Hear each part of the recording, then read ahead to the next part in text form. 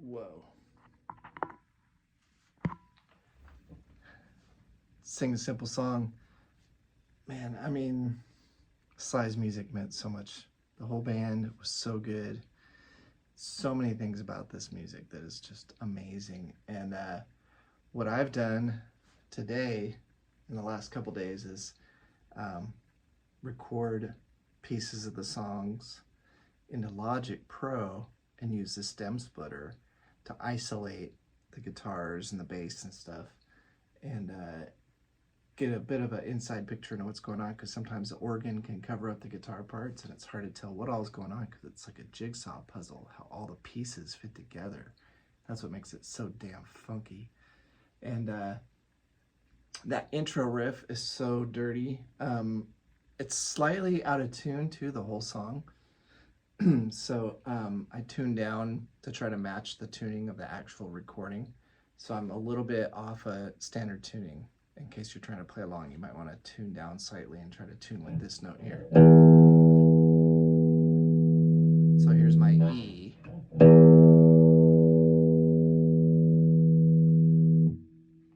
case you want to try to match that. It's pretty close, but the fun thing about learning old records is a lot of times the pitch isn't right on. So, and that's, you just tune to it. Okay, so the intro riff.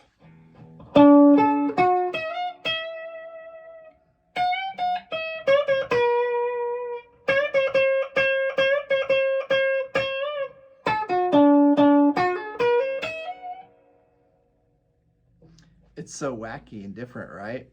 So it's pretty much playing off of like a E major mixed leading type sound. And the first note it's, and then it comes in with, oh, sorry, with a D on the 12th fret, and then it plays the major, C, A to F sharp.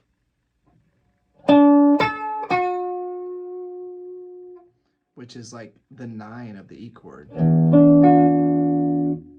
Okay, so it's kind of like an E9 sound. So, and then it slides the E to the F sharp,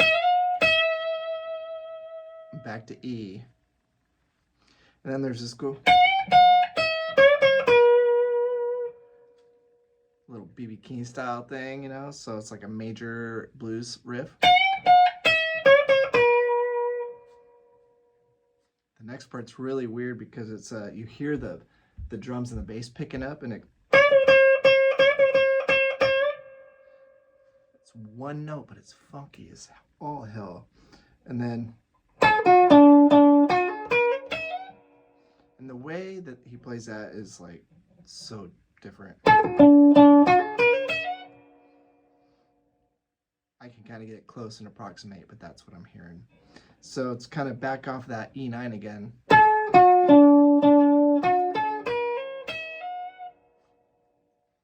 And then you're into the main riff, which is just awesome. It's an E kind of minor riff, but with the E9 chord up top.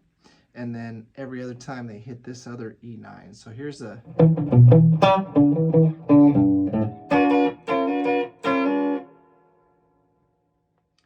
Okay, so here's the riff slowly.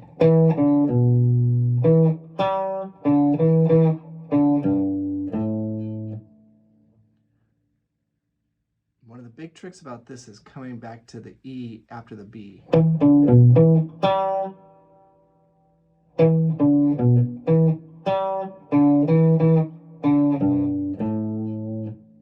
And sliding it down. And then you just play this E9 chord, and I just play the top part of it. Doesn't sound like he's playing the whole chord.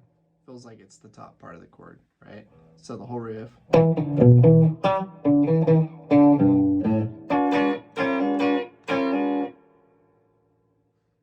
With that cool slide in there. And then every other time, and that's like an E9. You'll see that. That's in a few songs of theirs. And it's basically a D, an F sharp, a B, and an E. D, F sharp, B, E.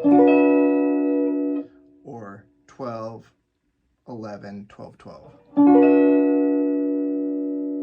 Okay? So...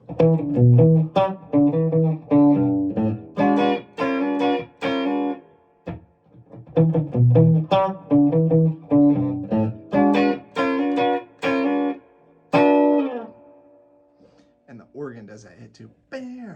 Cool. And then when they go to the bridge, this is the part that I heard that I was like, oh, whoa. I never really noticed this line in here. So it's an A7, and he kind of...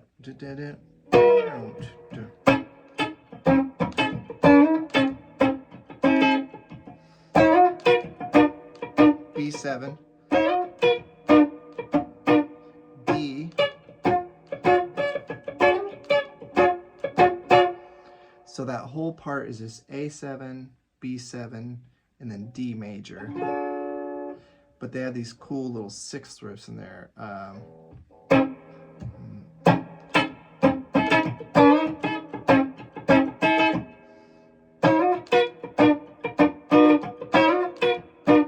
That's just...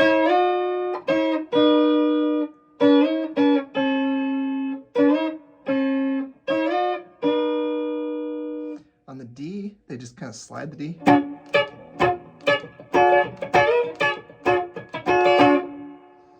And then as a...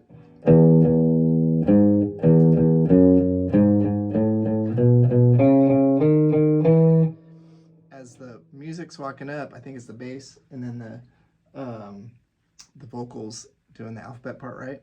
Sing a simple song. The guitar does this.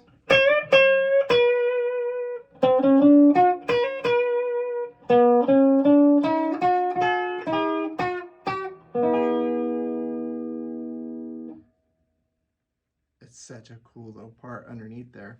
So the last piece is...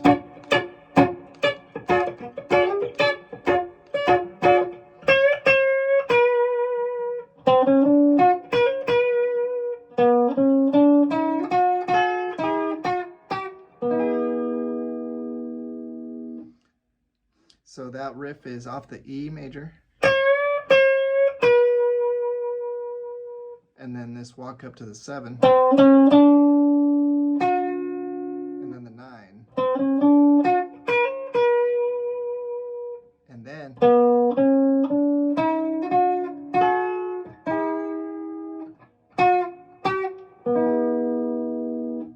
let me play that part for you in here so you can hear it.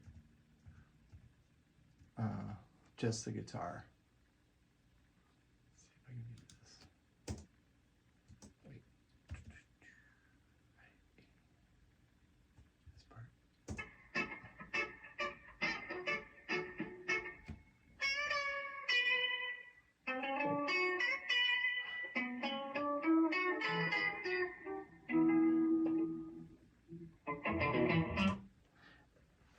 Right? It's in there.